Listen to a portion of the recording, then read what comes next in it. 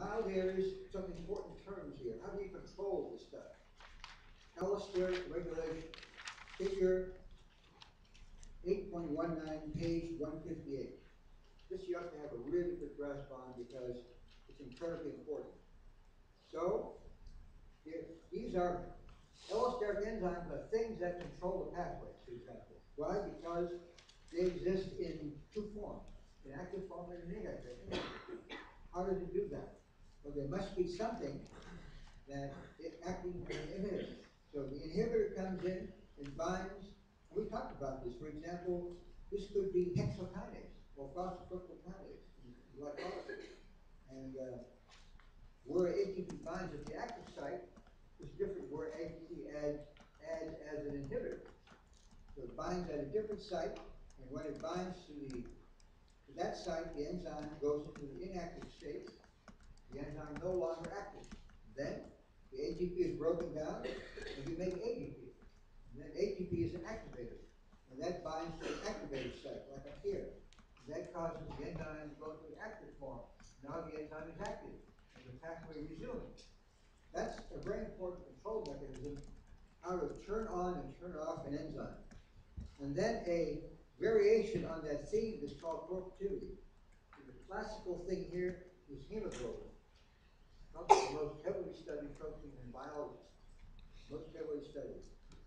And hemoglobin, it's on your red blood cell, it binds oxygen. So when the first oxygen comes in and binds to the iron, it causes a change in the protein. And now all the other sites are amenable to binding to oxygen too. Okay? And it makes the binding even stronger. So think of hemoglobin. 4 subunits. Oxygen is what binds to. The first oxygen comes in, binds, causing the other 3 subunits to be activated, and now wanting to bind oxygen too. And then we talked about one more thing here, and that is feedback inhibition. Feedback inhibition.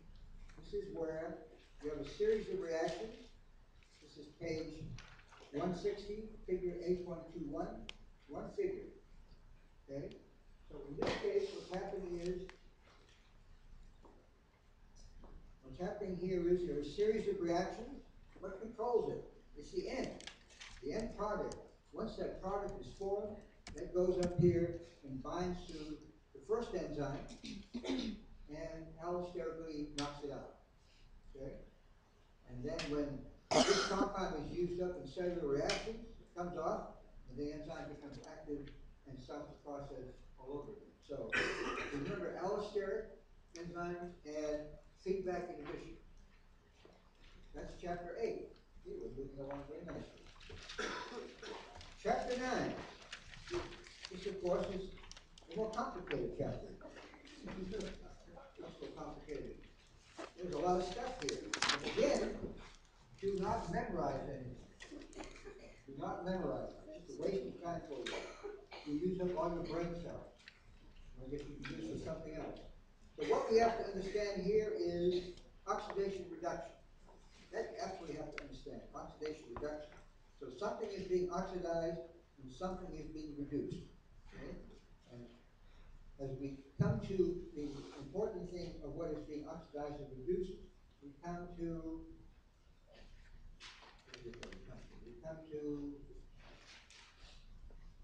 here, this one, which we talked about tons and tons of times. Here is glucose. It's oxidized to CO2. Glucose is oxidized as CO2. So the electrons are released. Where do they go? They go into oxygen. And oxygen is reduced in mixed water. That's an example of an oxidation reduction. And in the pathways that we've talked about, there are redox enzymes. And you need to know which ones they are. Since I don't think you would know. Oh, okay, and then substrate level phosphorylation. That's an important thing too. Substrate level phosphorylation. It only involves enzymes and substrates. And here, for example, figure 9.7, which is an example of that. And there's a phosphate there. And it's going to be transferred to ADP, and we're going to make an ATP. So that's substrate level phosphorylation. It only involves enzymes and substrates. It does not involve a membrane. No membrane is involved. Okay, so then we're going to break down glucose to CO2 and water. That's what we're going to do. So you'll need to know, first of all, what's happening overall. What's happening overall is when you go from glucose to pyruvate, you're going to make ATPs. You're going to use 2 ATPs, right? In the beginning, you're going to use 2 ATPs. What kind of an enzyme is that called? Kinase. Kinase. Okay. And then you're going to make an NADH. That's one. We're going to use 2. You're going to get 4 out. But you're also going to make NADH. So if you're going to guess where in glycolysis there was an oxidation reduction, wouldn't you think about this thing? Because NAD is going to be reduced. It's going to pick up electrons and it's going to go to NADH. So this is the step where there's a redox reaction. This is the step where there's a redox reaction. Okay? And then it summarizes what the products are. So when glucose goes to pyruvate, it makes 2 pyruvates, 2 waters, 2 ATPs, and 2 NADHs and 2 protons. That's the net products of glycolysis. That much you absolutely have to know. But then as we go through the steps, don't memorize this because that would be fairly waste of time.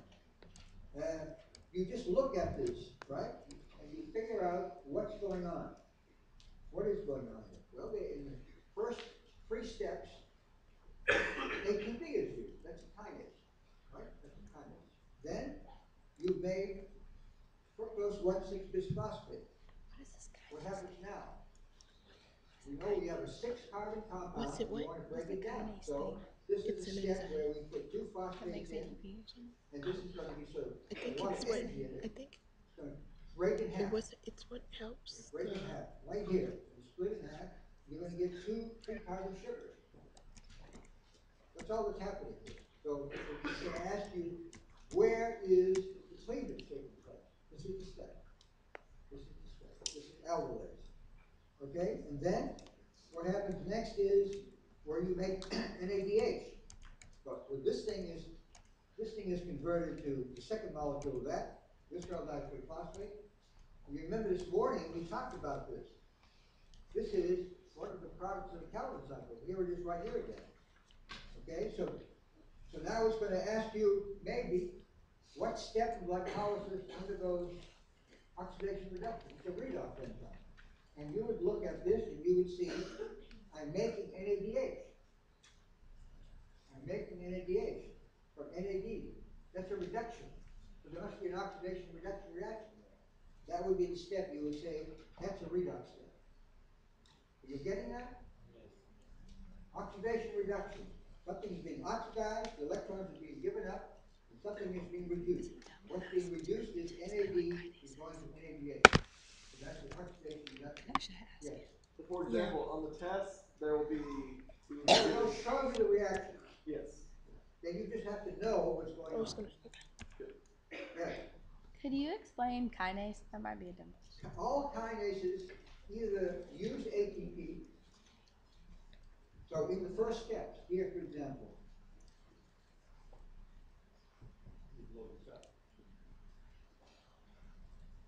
first step, you use ATP, then phosphate from ATP goes into glucose. That's a kinase. That's what a kinase does. Okay? Third step, you use another phosphate. It goes into the molecule. So we're using up 2 ATPs. Okay? And we get this molecule, fructose 1,6-bisphosphate. And then that falls apart. That falls apart. And we get 2 3-carbon molecules, and then that's converted to that. We get 2 glycerol diphosphate. Then we make NADH. That's a redox reaction. And the next step is the kinase also can make ATP. In the first part of it, you used ATP, but now we're going to make ATP. That's what a kinase does too. Okay, so here we're going to get 2 ATPs. That's what a kinase does.